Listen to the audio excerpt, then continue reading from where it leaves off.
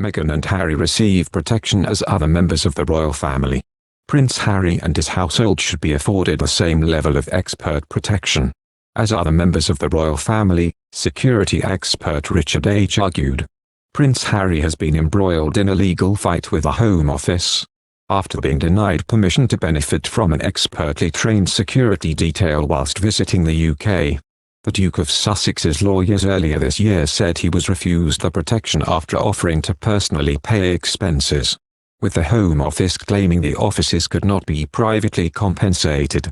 Speaking to Royal US, Mr. H said, "It's vitally important that Prince Harry receives the right and proper protection. There is no other reasoning, or excuse, or exemption, or anything laid down where Harry should not actually be afforded this protection. It will make all the difference. You can't expect a poorly trained private security industry. And I'm talking on the global scale, not just in the UK, anywhere near the same level of protection as the government." Mr. H also pointed out a key paradox in the argument against granting the Sussexes police protection. As he reviewed the arrangements for the Duke and Duchess's return for the Platinum Jubilee celebrations, he continued, "They had a cast iron assurance that they'd be provided police protection during that. They obviously had some dispensation. On one hand, you have the UK Home Office stating that Prince Harry shouldn't be afforded, he shouldn't be provided police protection as a citizen. Yet here he is, coming to the UK for a royal publicised event, and they turn around and say, yes, you can have police protection now. There has to be a balance here." However, former Royal Protection Officer Ken Woff suggested Prince Harry may have overplayed his hand with his second challenge to the Home Office. Mr. Woff said, "I don't know who he advised him to take legal action against the British government and the Metropolitan Police. I think it was an unwise thing to do because that in essence raises negative publicity. He is a prince of the realm, you can't change that. He will be Prince Harry for the rest of his life unless he decides to change that. Despite the fact he is living in California, nobody is barring him from the United Kingdom, of course not." He continued, "Had he decided to come, which he did do of course to see the Queen, and also transited on to the Invictus Games in Holland, rather than make a noise about how he wants the full package, the British government and the Metropolitan Police would, of course, provide some sort of liaison to work with his own security, albeit private because that would be necessary. So with that, I can't see why he was insistent that he had this full package and the team from Scotland Yard in essence.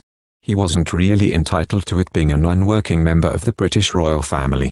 But I think the government and the Metropolitan Police would have seen it would have been wrong to see this man, a global icon and celebrity in his own right, step on shore in the United Kingdom without any protection whatsoever.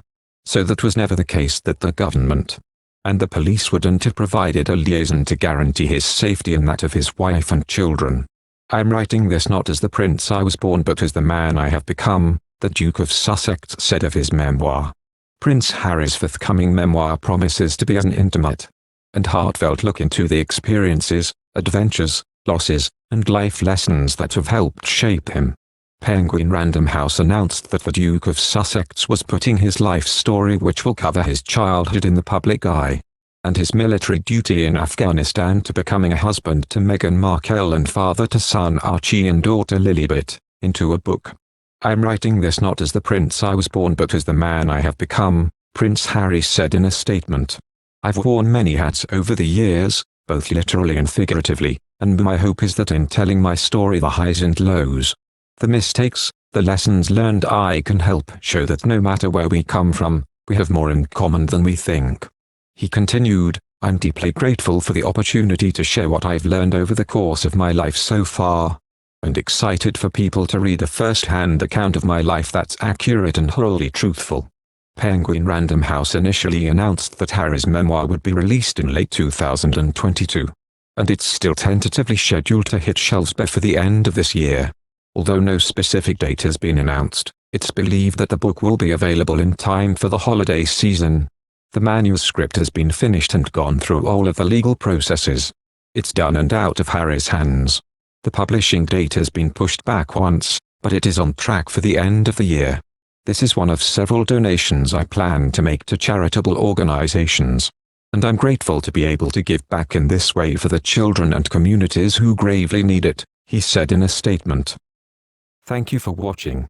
If you like our video, would you please help us like, share and subscribe our channel. Wish you happy to see our videos. Thank you very much.